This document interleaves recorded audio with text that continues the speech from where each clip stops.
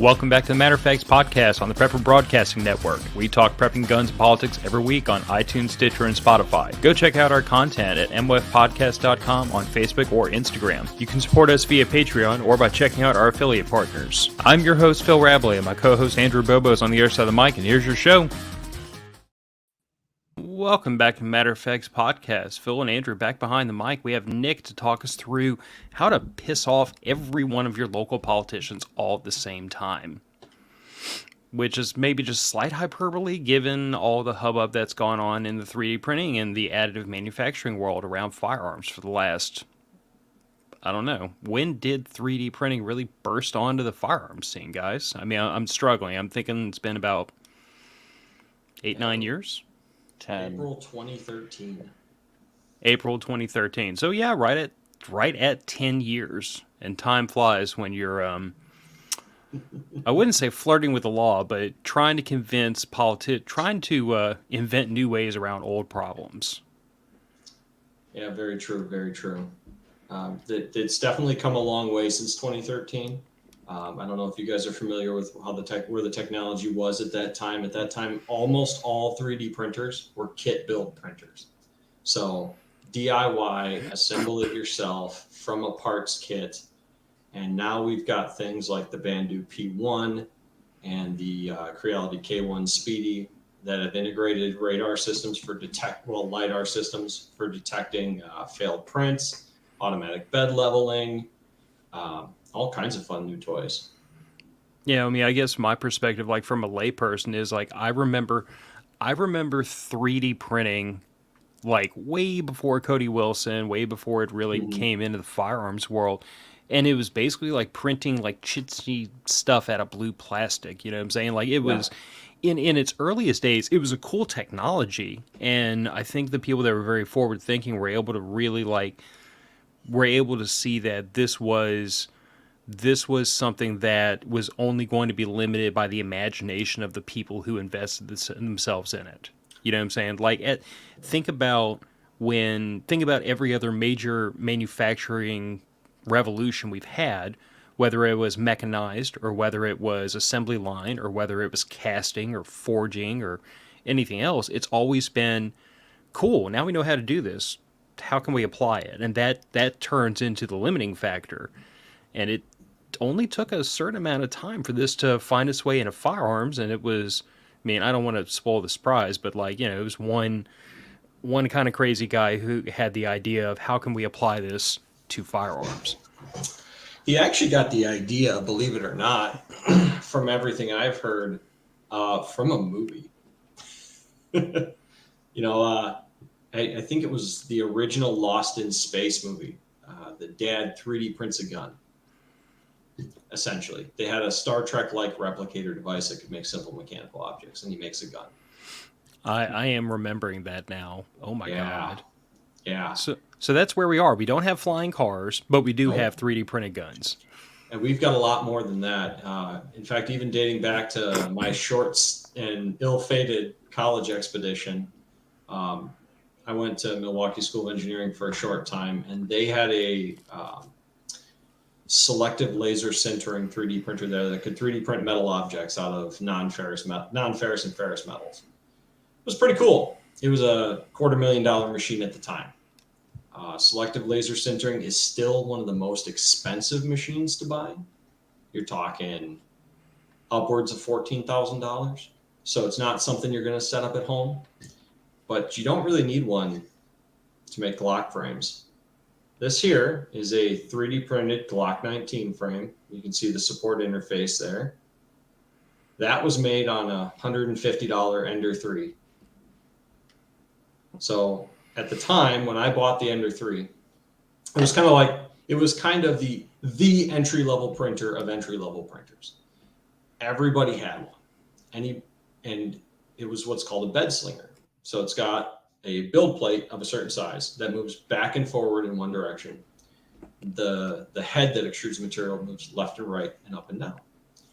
So you got a lot of moving parts there. All 3D printers have moving parts, and there's really three types that you guys need to worry about: SLA, FDM, and SLS. SLS, selective laser sintering, phenomenally expensive. You're not going to use it. SLA, or stereolithography printers, use a liquid resin that's cured with UV light. Okay? Very simple. You're turning a liquid into a solid. Sounds kind of like what they use in dental appliances. It is exactly what they use to make dental stuff. In fact, a lot of the SLA printers started in rapid prototyping for industry. The materials have come a long way, but they're also still pretty hazardous. For instance, some of the household ones can cause chemical burns. You don't want to touch them with your bare skin. They have to be cleaned with isopropyl alcohol and then cured under a UV light after you 3D print them to get full curing. So it's not exactly as beginner user friendly, but they are, at least at the beginning, they were a little bit safer than the FDM printers. FDM printers, you can think of like a MIG welder, but with plastic. So you've got a spool of plastic. This guy right here, is a 1 kilogram spool of PLA plastic, comes vacuum sealed in the bag. It's, let's see, about 330 linear meters of 1.75 millimeter diameter plastic. That's what most of the commercial or the residential printers are going to use. What they do is they liquefy the plastic into a stream, push it through an extruder nozzle of a known size, and draw layers with it. One area at a time. SLS printers, the selective laser sintering printers, work on a kind of similar principle, except they lay a layer of powder down and then they pass a laser beam over the areas to basically laser weld them together. Mm-hmm. So regardless of what you do, what process you use, 3D printers basically work the same as a 2D printer, except they print a bunch of pages glued together.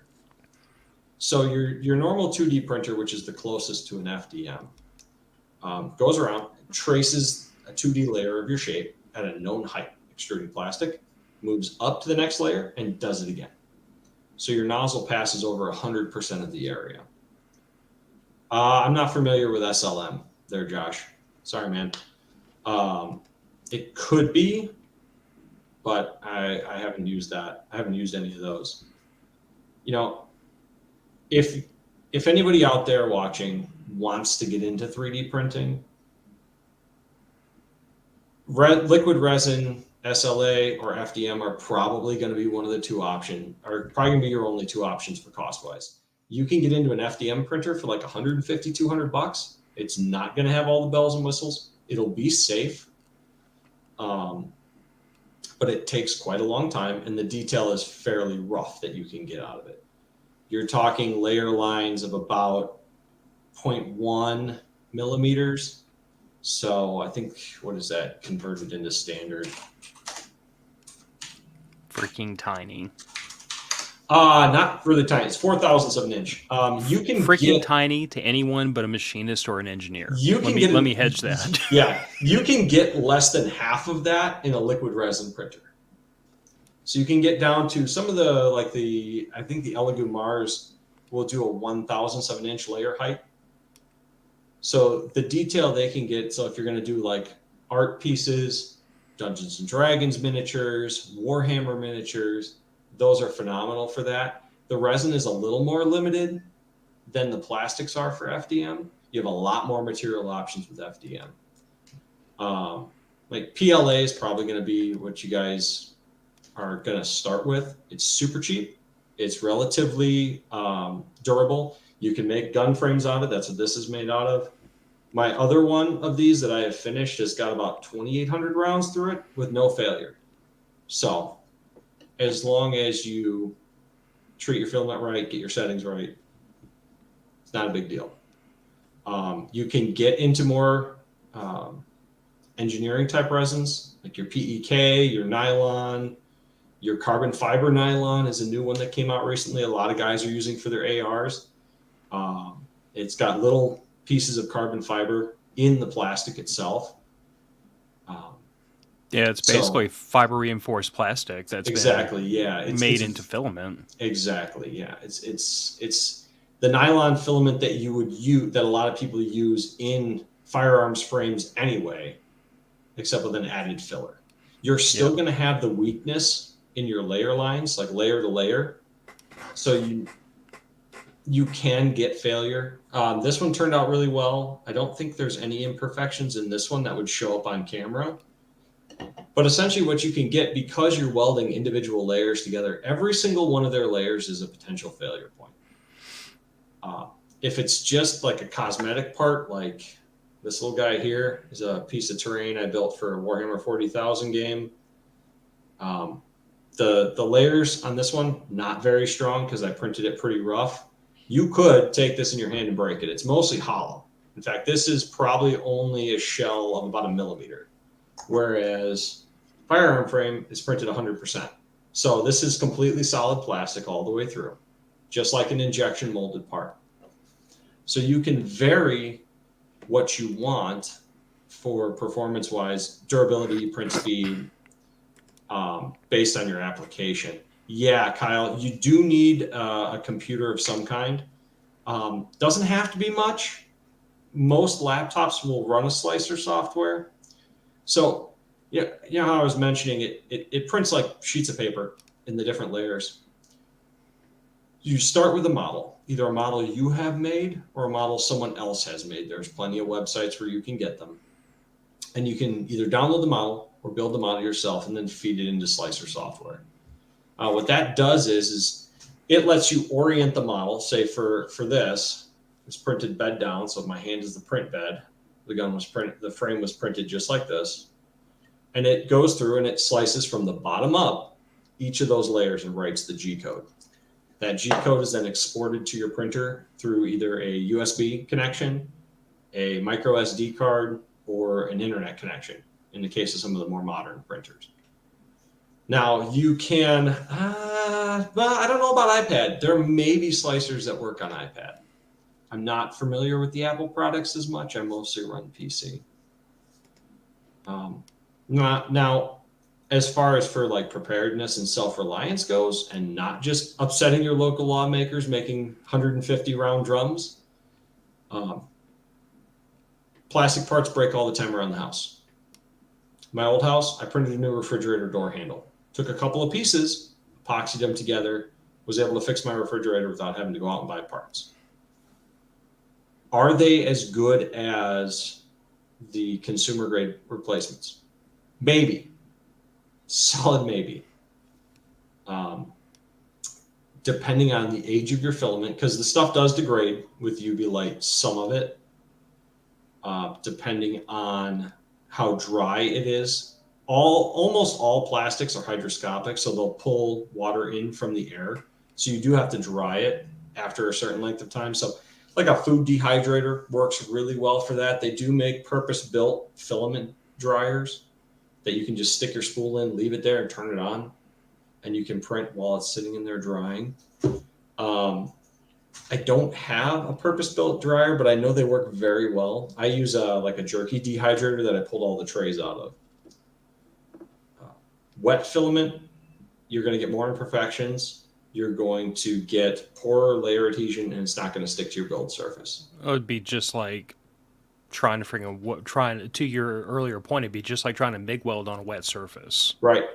Or without flux or without shielding gas. Yeah. Anything that causes porosity or imperfections is definitely a problem. You know, currently as it stands, some of the better printers like a K1 Speedy runs you about $500.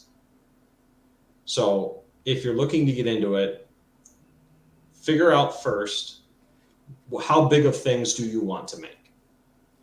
The K1 Speedy, I think, has an 8-inch by 8-inch by 10-inch build area. So pretty sizable, $500. Their next bigger one, I think, is about 11.5 inches cubed. And that's like $800, maybe 9. Spool of filament or a liter of resin is probably going to run you about $15 to $20, depending on what you get. If you get into the more exotic materials, you could be looking at up to $150. But that's more for like the peak plastic and whatnot. If you're using those kind of engineering resins, you have a use case for it and it justifies the expense. But So, I mean, the thing is, though, is what's interesting is, you're talking about 3D printing a refrigerator handle. Mhm. Okay, that's cool, but what's interesting is the technology has went from the last 10 years. The technology has went from, all right, you can kind of afford a MakerBot, right, and you can kind of afford the maker bots were great at the time, but they can only do so much. Whereas now you're getting to the point where it's getting affordable to buy a good enough printer where you can print Glock frames, you can print yep, magazines, stuff like that. Now they're coming out with stuff that you can print metal. I mean, they have stuff that hmm they're making stuff for houses. They're building houses out of 3D printing houses, they and are. I've so the actually seen idea, them 3D printing a house out of concrete, and yeah. that was Yeah, interesting. there's some problems with that. Oh, I'm sure. No, I'm sure Don't there's a dash lot of my hopes problems and with it, dreams. no, but it's not a problem of like the durability of the houses. It's actually a really great idea.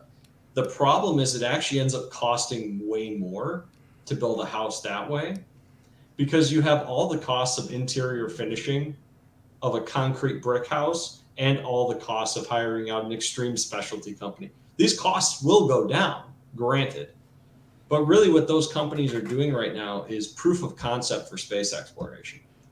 And Hmm. that's, you know, yes, has 3D printing revolutionized industrial manufacturing? 100%. I will never try to tell you it hasn't. But 3D printing is always, well, I shouldn't say that.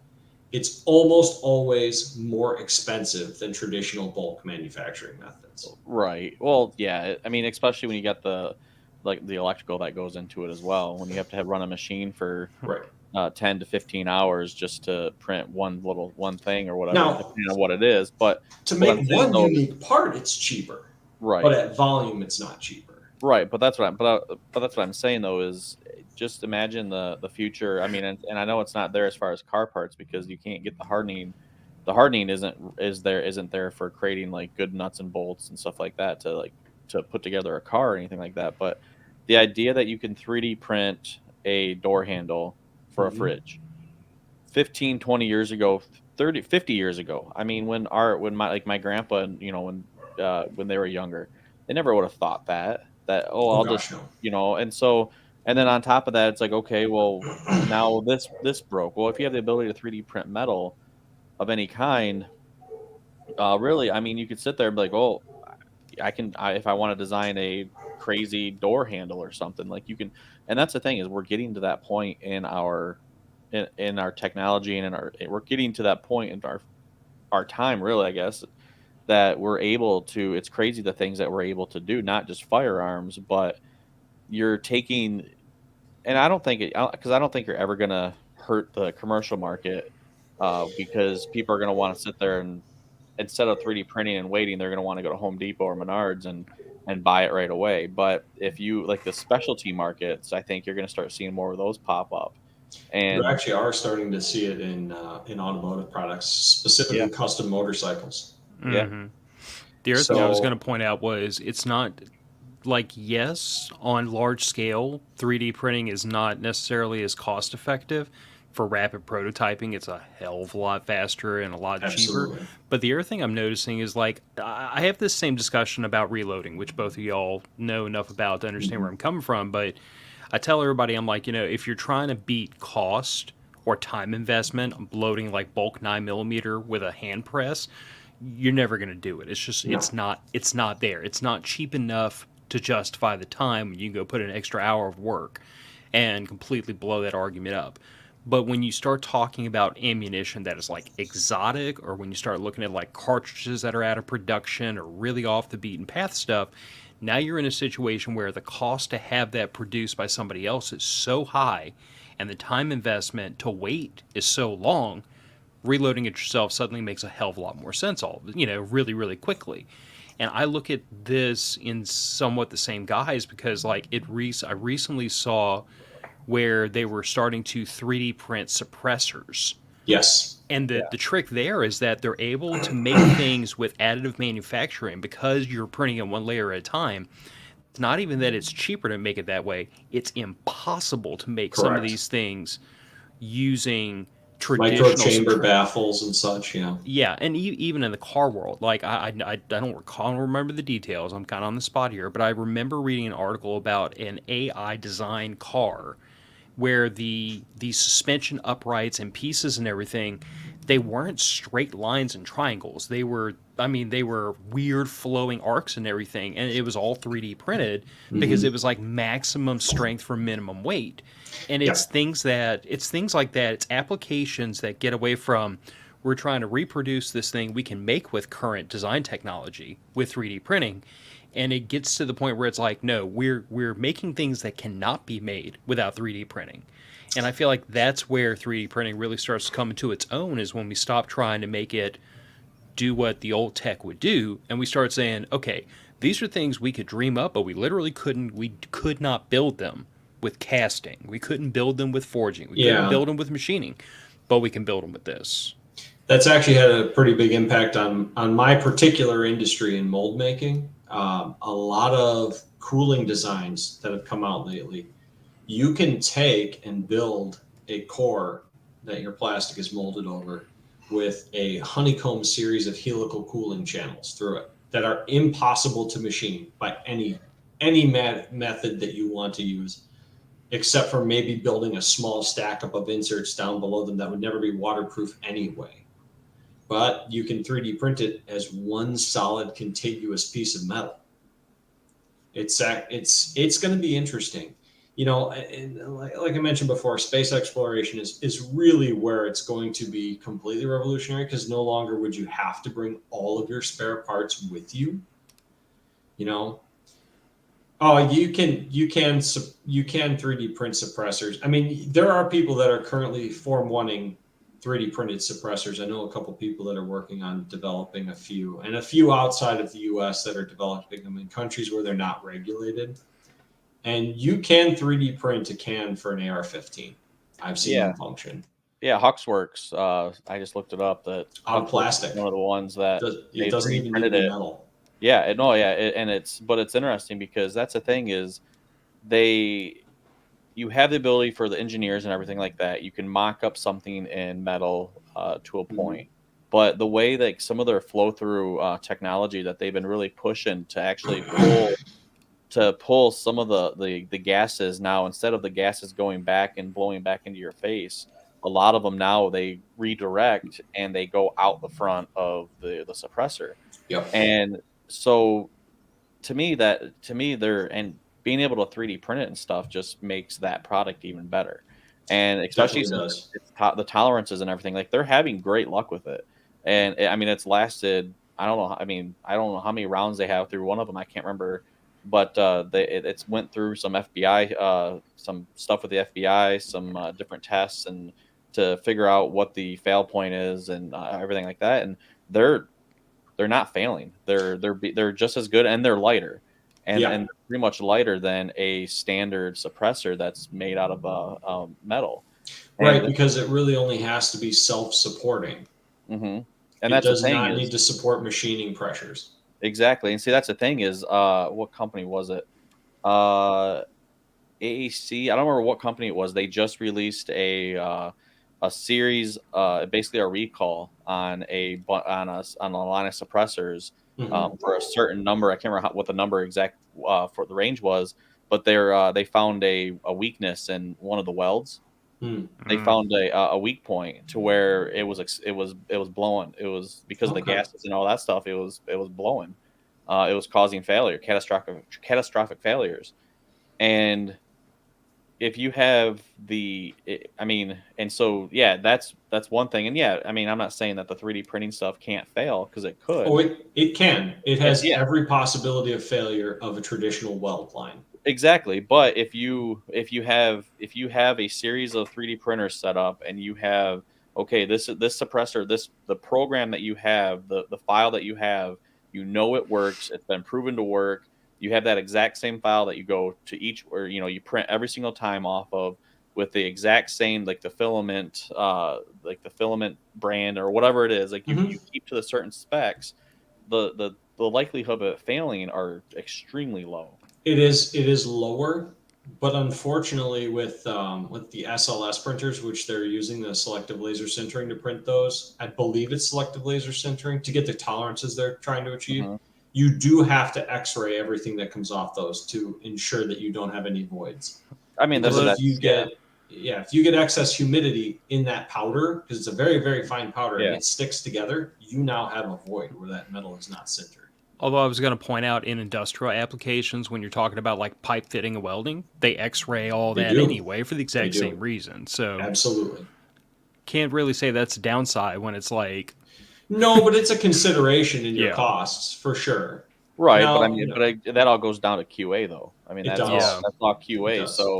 So I mean, but that's the thing though, is having the ability to X-ray, take the time. Okay, we have this extra cost of an X-ray machine or whatever we got to do with it, and then you have that extra cost, but you can 3D print, and your cost of creating that printer or the cost of building that suppressor just cut in half, basically. Well, And then now, your operator costs are really where Right. you're going to save a lot. You know, a skilled machine operator like myself can demand, depending on the area, wages in excess of $40 or $50 an hour. And if you've got to pay a guy $40 or $50 an hour to run off your suppressor parts, well, it's so when do metal printers become affordable? Probably going to be a few years. They are affordable now if you're a corporation. what's your definition of affordable? Right. I mean, let's be honest here. We all have some pretty expensive hobbies, shooting being one of them. No, I guarantee some of you in this chat have spent over $14K on firearms and ammo. I don't want to talk about the bag that's right here at my right foot with the nods in it. Yeah, anybody running dual tubes can probably justify a metal 3D printer if they felt like it. There you go, Andrew. I mean, they went from being $250,000 to like $14,000 or $15,000. Oh, positively paltry. I mean, hell, let me just go smash some piggy compared to a bank for brand that. new Tacoma. I mean, really, when you think about it, for the capacity it gives you, either as a business or as an individual, and yes, these things are going to continue to come down in cost. I mean, look at the laser engraving cutting machines. You can buy a 20-watt laser engraver right now for $1,400. Now, that's not getting close to the 80-watt and 100-watt and higher laser sintering heads that you got to have, but it's getting there. These new laser cutting engraving heads that people are using are LED diodes, so you don't have to have purged carbon monoxide tubes or CO2 tubes or any of those consumables. You just have a series of diodes that project the laser. Mm-hmm. Brings the cost down astronomically. As those get better, 3D printing to me is it reminds me. I look at it a lot like reloading. I have the ability to. I have the supplies, but do I want to? No. I don't want to sit down and reload. I'd rather spend the money and actually buy rounds sure, that are already loaded, and you're basically paying for that convenience of them being loaded. Now, if I'm looking at fine tuning a load like what Phil does, or what Phil's looking at doing, then yeah, I could definitely sit down and fine tuning, because that's what I will be doing with my 6.5 Creedmoor. Is I have a couple hundred rounds that I'm going to sit down and I have a grain that I like, that it likes and shoots well, and I'm going to load up a bunch of that stuff. I can understand that. But just like 3D printing, it's one of those things. It's like, well, I don't know. I'd rather pay you, and here's some money to do it. And yeah, I mean, there are a lot of 3D printing places for hire right now. In fact, you go on Etsy, you go on Fiverr, you go on Xometry. You can order stuff 3D printed, shipped to your door. Right. Very simple, very easy, no muss, no fuss. What I like about having the 3D printers is if I need something that does not exist, I could either A, design it up, take it down to work, machine it out of whatever stock I've got, fine. Or I can model it up, fire off my 3D printer, and walk away for 12 hours and do something else, more productive with my time. It's like currently right now downstairs, I have some some 3D printed terrain for D&D that's being ripped off right now. So I paid somebody $20 for his models because they looked great. Running it off right now. It's going to cost me about $1.45 in filament and about 29 cents in electricity to buy this stuff. Pre-made online, you're looking at probably 15 or $20. Yeah, I think the other thing about 3D printing that like really interests me is when you start playing around with things like the infill. Yeah. You know what I'm saying? Like that's one of those things where like I see the ability that I always look for ways that I look for the, how can I put it this way? It's the opposite of like a Venn diagram. It's like this will do this and this will do this, but what will this do that this will not? Yep. And when you start talking about like infill, like think about like this. If you wanted, let's say you wanted to take something like an AR-15 lower, for example, and you wanted to make the walls hollow. Yep. That's technically doable. But can you make those walls hollow, filled with a honeycomb? Like you get to a point where with traditional machining is what I'm saying. Oh yeah, no. So you see, but and you cannot do that with casting. Can't be done. Can't be done with forging. No. I don't think either. Like I guess what I'm saying is like you get to a point where things that are to your initial reaction, like oh yeah, that's easy. It's really easy for additive manufacturing. It is. But for traditional subtractive manufacture or casting, it ranges between impossible down to severely difficult. So you get to the point where it's like the things that 3D printing does well are things that if traditional manufacturing can't do them, it becomes much more difficult and much more expensive, much more time consuming. Versus for 3D printing, you literally like hypothetically slide a slider bar to decrease your infill and wham. That is exactly how that works. Yeah. But it is literally a slider bar. Yeah. So with that simple flick of a wrist, you've decreased the weight and probably the strength to some degree. But you have the ability to play with those things to a degree. Yeah, they're actually seeing a lot of advancements in ultra high performance aircraft and drones. Even with the metal 3D printed parts, the ability to just do the shell, which is where most of your strength comes from on a polymer printed part anyway. Mm-hmm. The internal infill is really just to support the outer shell as it's printing. The one that I can think of right now is landing gear on aircraft. There's a ton of material that has to be there just because of the connecting features. Mm-hmm. So you got to have the hub for the wheel that holds the bearings. That's got to be so much bigger in order to be welded to the uprights that go into the hydraulics up top. Turns out you don't need the majority of that material inside of the pipe. What you need is just a certain amount of volume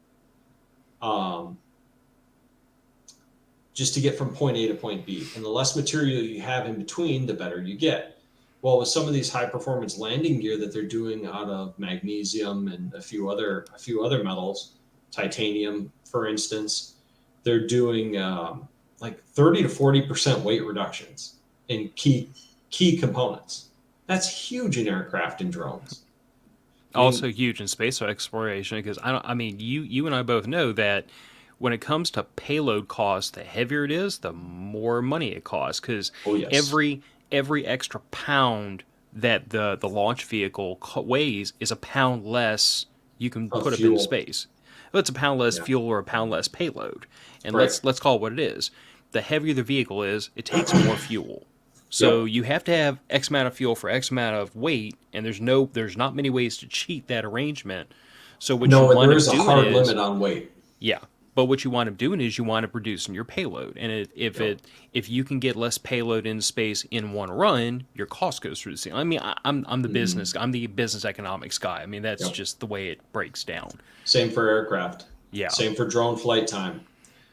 You know, a lot of these guys out there now that are making their own DIY drones are printing them in carbon fiber nylon.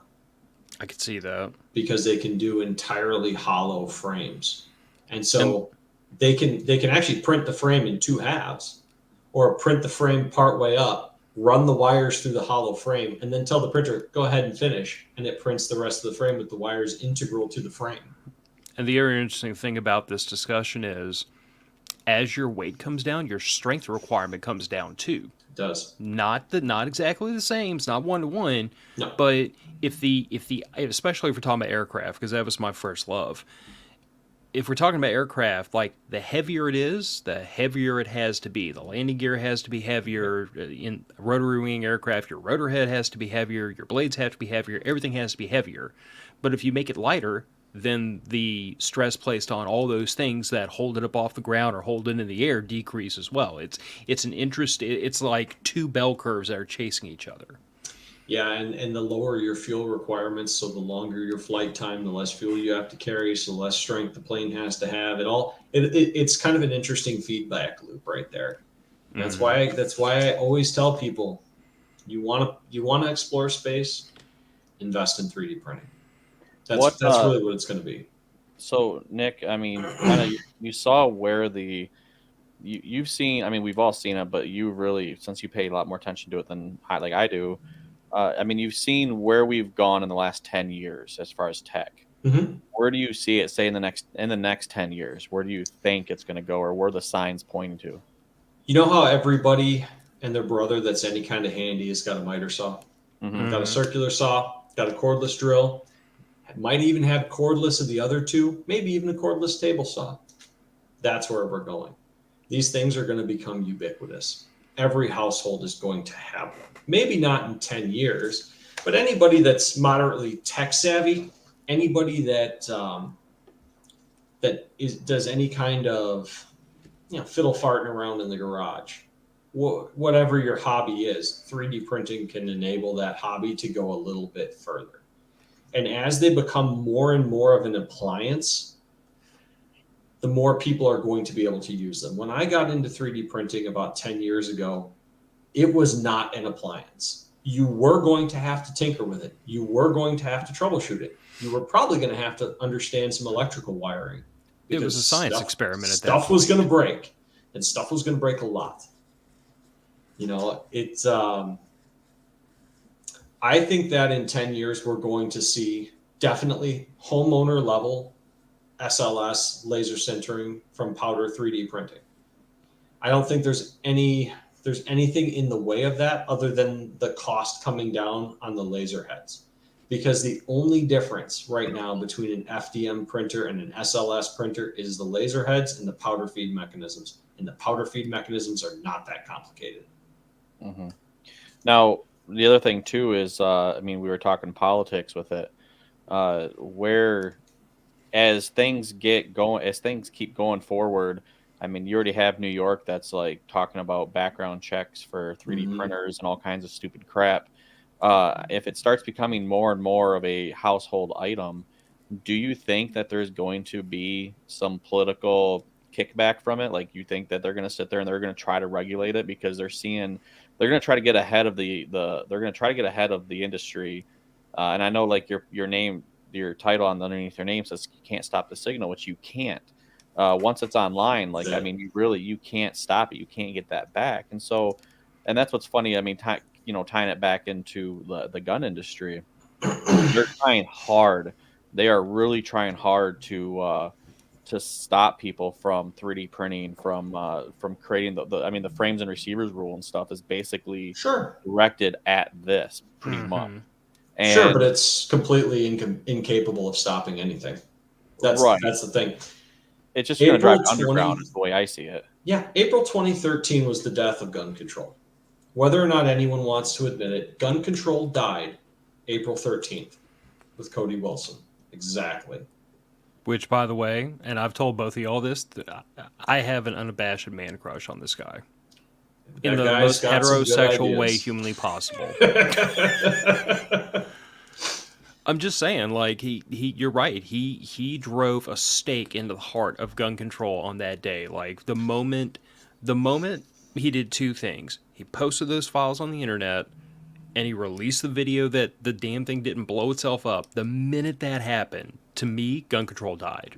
I just remember, it was funny because I remember talking to someone I used to at one of my old jobs about it, and we were talking about Cody Wilson, and we were talking about the 3D printing and all that stuff. And it was funny because Dianne Feinstein, may she rot in the underground hell that we have.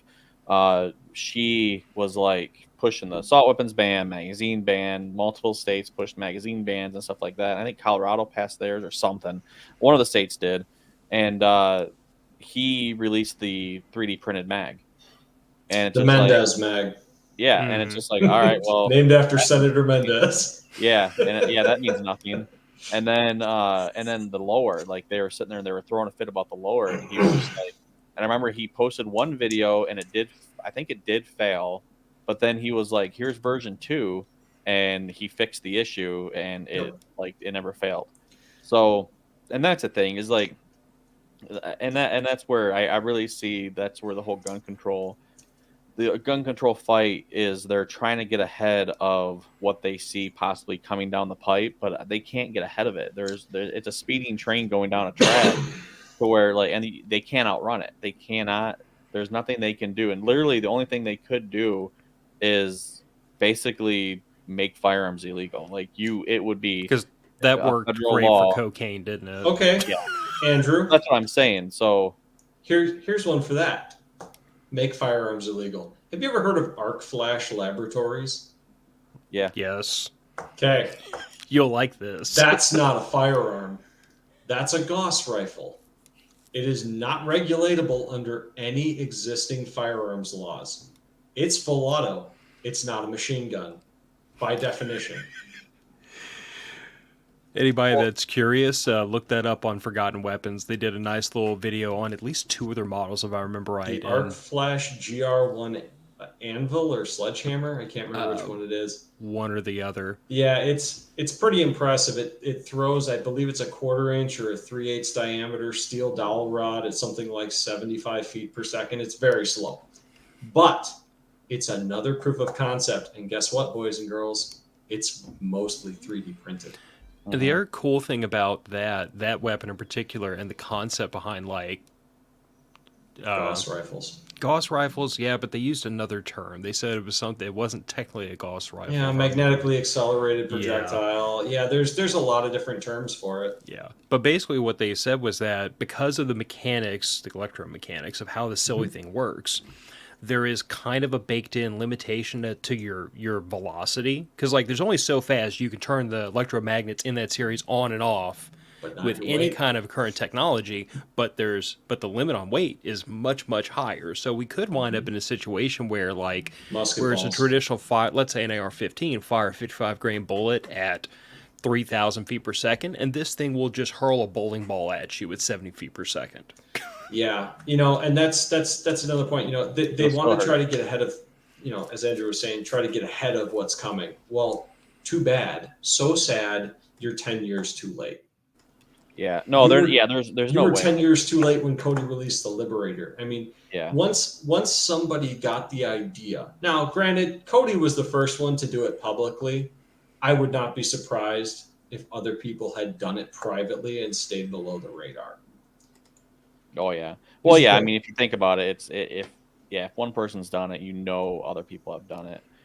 Probably. I mean, he's a smart kid. He really is. Yeah. He wasn't really applying anything other than the same principle applied behind the hardware store 12 gauge made out of black pipe and a 2x4.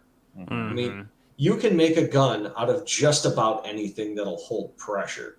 Turns out that's an awful lot of things. And now that it's gotten to the point where anyone, and I do mean anyone, which is the downside to it, is even children can do this. So be mindful of your kids around 3D printers, I guess.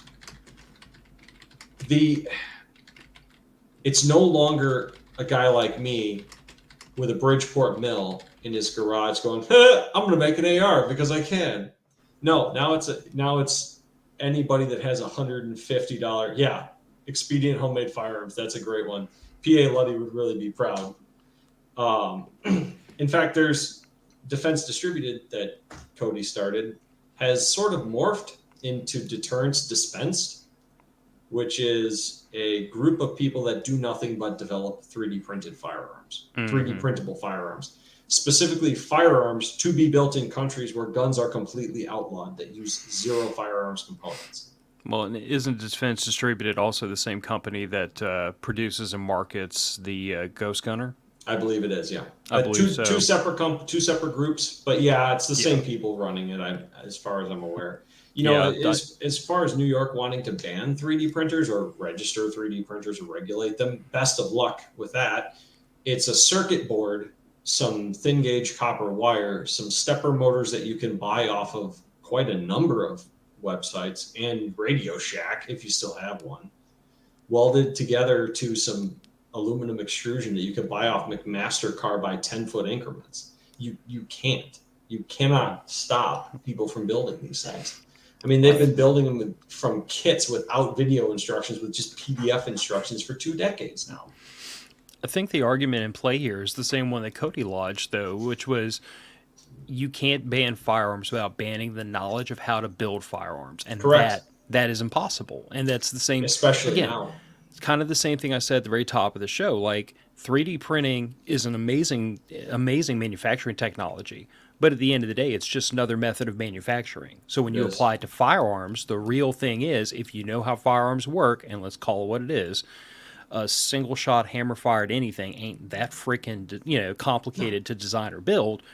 But if you know how they work, it's not hard to build them. I mean, like to my point earlier, Expedient Homemade Firearms, Philip A. Ludi, the guy who, by the way, was a friggin' Brit who wrote this book and built these 2 squirt guns as a political FU to his government when they banned firearms. And died in prison for the pleasure. Yes. But he built a pair of 9mm full auto submachine guns with firearms regulations that are at least twice as stringent as what we have here in the U.S., because unlike our laws, theirs were written by people that apparently know something about firearms, so they regulated the pressure bearing components. So things like the barrel, the bolt face, things that are kind of complicated to build. So he wrote those instructions to go get stuff from a hardware store that was never meant to make firearms, like do your own rifling, do everything. I've got a copy of the book. I don't think I'll ever try it, but oh my God, Trying it would be a felony. Yes, but it's. I mean, look, that might almost be worth friggin' like getting an SOT and everything just to try it, see if you could pull it off. But it's an incredible book to read just to see the stuff he thought through to bend around all these firearms regulations. I can tell you, I have never done it, but I have thoroughly read through the instructions. It is not difficult to do. If you have a photocopier, a hacksaw, a set of files, a Dremel, and a drill press, you're fine. In fact, you could probably do it with a handheld corded drill if you weren't too particular about how the finished product looked.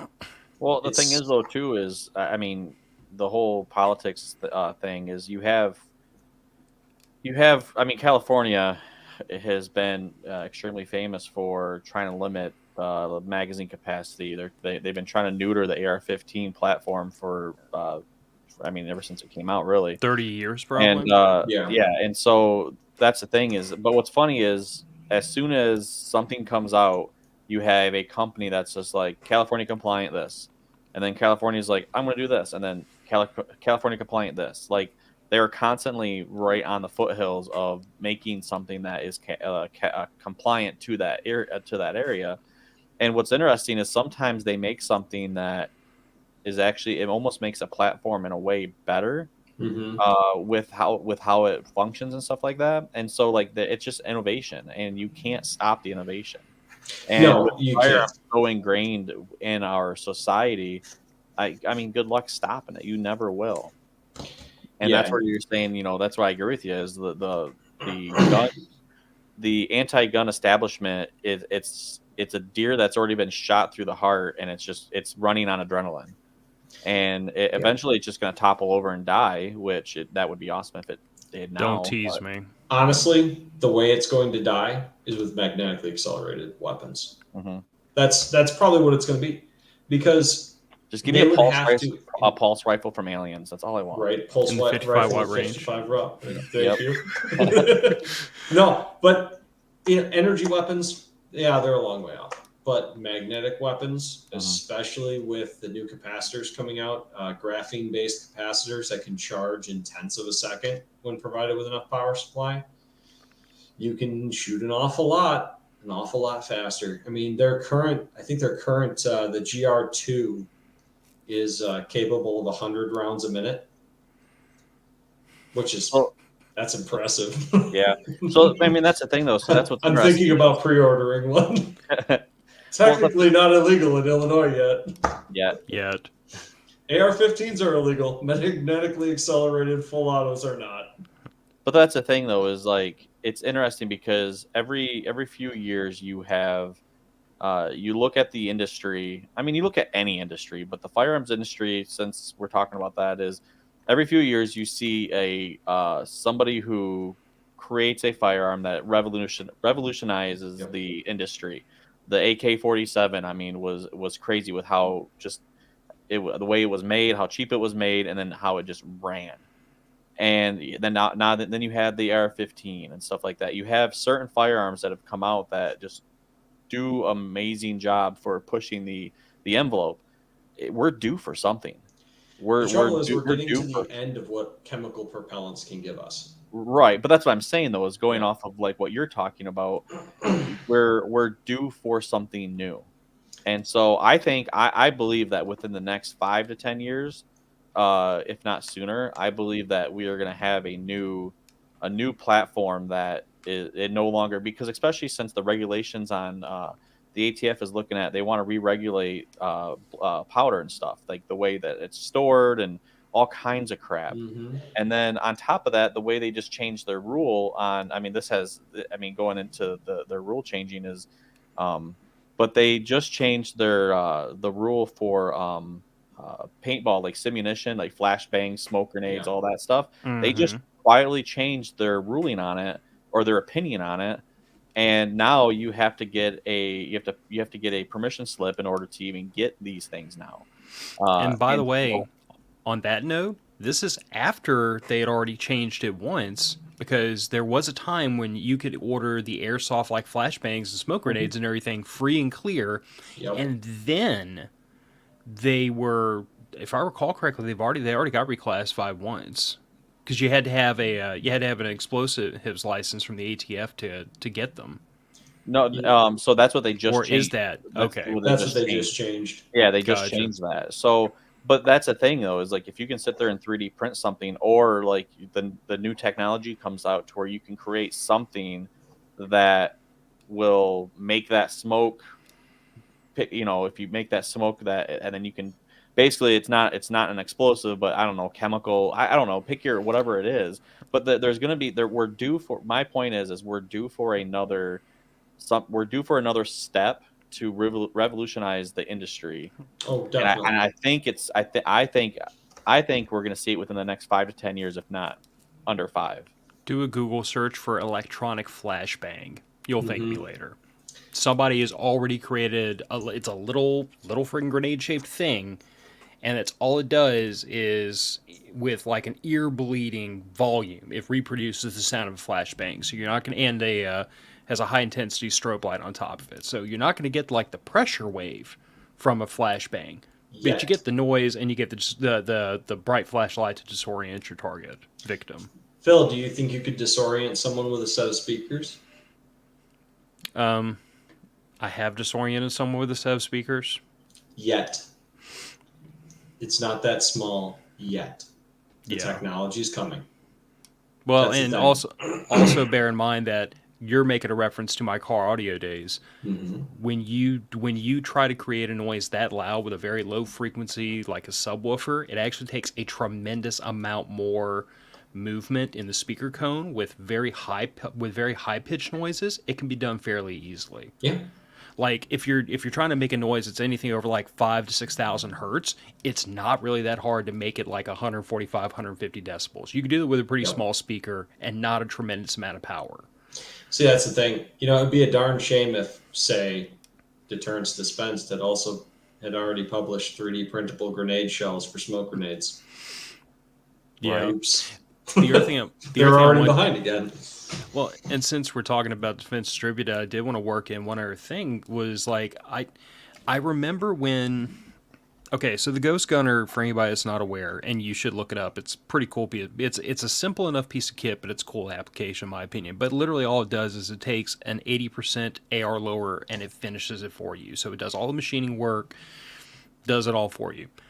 What I saw that company do when the ATF really was first starting to start chirping about the frames and receiver rules, I saw Defense Distributed immediately start retooling the Ghost Gunner, the next version of the Ghost Gunner, to be able to machine AR lowers from 0%. Billet So, stock. yep, you literally take a piece of billets. Now, if I remember right, I think it basically it had to machine in two pieces, and they were like almost like handgun slide rails to like shove the two together. If I'm remembering Yeah, to correctly. fit on the build platform in their first gen of that. Their newest ones, it's a single monolithic piece. Yeah, but literally insert a piece of metal, press button, walk away, and fully machine AR lower come out. Like Yeah, that product is basically a desktop CNC vertical milling center. yeah. But I guess, that's what we're talking about here is like you cannot stop innovation. You cannot regulate the knowledge of how to make firearms. You cannot do that. There is no way to stop this at this point. Like, Well, you could, but you'd have to imprison every single machinist, gunsmith, hobbyist. You could do it. There's It would going to be a lot of require trees getting worse watered than if that happens. Right, exactly.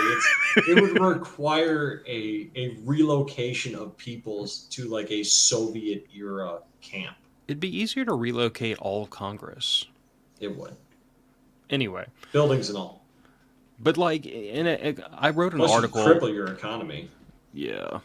I wrote an article a long time ago that kind of gets into some of these principles, and I won't recount all of it here because if y'all are really that curious, y'all can go find it. I mean, it's on mofpodcast.com, but it was talking about like high-level legal principles like mala prohibita, mala in se. In other words, whether something is illegal because it's genuinely bad or just it's illegal because some politician passed a law. And I've always placed firearms in the mala prohibita pot, which basically says government said it's bad, therefore it's bad, but the people don't believe it's bad, and that's why you have this. Well, but that's why you have this constant push back and forth between the regulations that are passed or rules that are interpreted or whatever other mechanism they use, and then the people who say, "I just found a way around your law. I just found a way around your rule. I just made something California compliant. I just figured out how to print it off of a 3D printer. I just figured out how to make it in my garage." You're always going to have this disagreement between the regulators and the people as long as people can continue to consider firearms ownership a right, and therefore they do not consider it to be intrinsically evil. And I think that's like I think that you're right. As long as the trend of 3D printing continues to be that this becomes more mainstream, it goes into more homes, more people get their hands on it, I think you're going to naturally have between that in tandem with the Second Amendment movement where we're pushing really hard to get younger shooters involved and get younger people involved in this because like this cannot just be a hobby of 40-plus-year-old men or it's going to die. And let's call it what it is. Like my daughter is 11 years old. She probably knows more about 3D printers than I do. Oh, I'm sure she does. And it would not surprise me if she's used them as much as some hobbyists that are very enthusiastic. I mean, a lot of schools have been bringing them in. They're a perfect way to introduce kids to rapid prototyping and manufacturing technologies, to CAD systems. I mean, let's be honest here. What do you need to get started 3D printing? Okay, you need the printer. You start $150 to $1,000, depending on the size you want. You need a couple $100 laptop. You probably already have one at home or your PC. And you need either a solid model created by somebody else, an STL file or one of the other varieties of files, or you need 3D modeling software and willingness to learn how to use it. Fusion 360 is free for hobbyists. Let me tell you guys, Fusion 360 is what I use at work for full simultaneous 4-axis programming on the vertical milling center. That software is pretty powerful. Is it the best? Yeah, probably not. But it doesn't cost $15,000 a seat either. You want to pay for the full version, it's about $500 a year. But if you're a hobbyist and you make less than $100,000 a year, it's free. It has full native 3D printing. So you take your Fusion 360, you no longer need a slicer software now because it's got an inbuilt slicer. You design up your model or pull in your model, pick your 3D printer from a lineup of machines that it's already pre-programmed to work with, which it's most of them. Hit go, generates the G code, walk that over to your machine, slide it in, hit go. If you have all your tweaking done right as far as your bed leveling, which a lot of the new printers do for you, if you have your filament temperature set right, which most manufacturers' recommendations now are pretty darn good, you come back in anywhere from 30 minutes to 2 days, and you've got whatever you asked for. It's simple. I suddenly had an ADHD moment and wondered if I could run a 3D printer on my Jackery while it charges from the sun. They take some power. That's one big downside to them. They need a consistent power supply, because you've got it, especially the FDMs, because if that hot end cools down or the bed cools down, it can pop off the bed or it can clog. You can run them off a generator. I've seen people running them off a generator. It's not super cost effective. If you had a solar setup with a big battery pack, I mean, it just depends on how long you're printing, really, is what it's going to come down to. So for an emergency situation, is it ideal? No, not yet. Absolutely not yet. But as our power storage technology gets better and our implementation of solar energy gets better, or say localized miniature nuclear reactors start getting put in, which is really what they should do if they want to save the environment, we could eliminate all carbon output from our power production and give everybody reliable power at the same time at lower cost. Then yeah, it'll be great. In a grid down situation, your 3D printer is going to be basically useless, unfortunately, unless you have a pretty badass generator or a really big solar setup. It wasn't a serious thought. It was just an ADHD moment. You probably could, though. That's the thing. It's only 120. It takes a 120 outlet, so it's not like it's drawing that much power. I mean, if you put a meter on it, you could figure out what it's going to draw. It's probably going to be as much as. Well, let's see. Well, let's think about it like this. If it's running off of a standard 110 outlet, it's got to be capped at 10 amps. That depends on which printer you get. I mean, if it's running on 110, a single outlet. Could be up to 20, I think, on a single outlet. But I don't know about the 3D printers. Let me take a look quick. Now that I have completely sidebarred the conversation for my own purposes. 0.12 kilowatts per hour is its average power consumption. So 253 watts peak consumption. 253 watts? Yeah. That's not awful. No, it's not awful. You can build a solar setup that'll handle that. I'm sure there's some people in the Patreon group that are already running the math. Yeah, 250 watts. That's 2.5 amps, 2.2 amps. Yeah. It's not bad at all. No, it's really not bad at all. There are months where I run my 3D printer pretty much constantly, and I don't notice an appreciable difference in my power consumption at home. Not really. Well, 0.12 kilowatt hours is less than a decent sized refrigerator pulls. Oh yeah. Your chest freezer is pulling a lot more. Yeah. Quite possibly. Yeah, I know mine is. Well, Nick, that's I don't know. The knowledge that you have with printers is crazy. Like that's. Well, I mean, it makes me want one. Definitely because of the what you could build and all that stuff. It's crazy. But I'm really curious to see where the industry goes. It's going to go. I think it's only going to go up, and especially with the space exploration kind of aspect of it, pushing that. I think we're in for a treat for the next many years to see where things go. It's going to be a while before we get replicator level technology. It's going to be an awful long while. But there are people that are working on multi-material printers that can print circuit boards, conductive circuit boards already. Mm-hmm. So it's coming. It's coming fast. Awesome. Well, cool. We should have you. I know you don't have very much spare time, but you should. If we can get you to write up an article on how to get started with maybe some recommendations and stuff like that, we could put that on the website. Yeah, I could probably work on that. Probably after the holidays here. Oh yeah, no, for sure. But Me yeah, and my no, that'd be wife were really just cool. talking about Thanksgiving, and like, Jesus, Yeah. it's that time again. Yeah, it's right around the Yeah. corner. So, but no, that'd be cool. Because I know a lot of people would be, if they're interested, it's like, okay, well, where do I begin? So, Yeah, and if before I get that done, anybody's got questions, find me in the Facebook group, find me in the Patreon chat. mhm. I'm in there. So Awesome. now I just have to figure out how I can smooth over buying a 3D printer with my wife. Oh, Cool. tell your wife it's for your Neat. daughter's education and Yeah. enrichment. Nick, you are an instigator of poor financial decisions. I like that in you. I've been known to enable. Well, you have some work to do to beat the king enabler over here. Yeah, I didn't do that's nothing. true.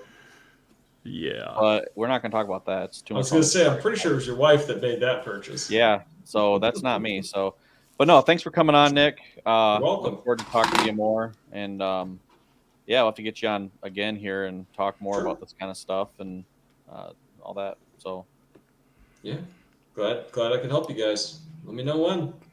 Yeah, definitely thanks for coming on, man. Like this is one of those subjects where like I know it in the broad strokes from like 50,000 feet, but I don't know it like you do.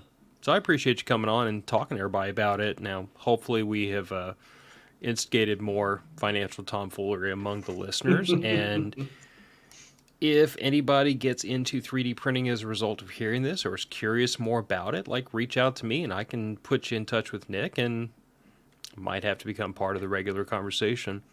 Sure thing. But we all have dinner to eat. Turkey Day is fast approaching. Everybody, please take care of yourselves. And if you can't be good at it. Matter of fact, it's going out the door. Bye, everybody. see ya. Bye.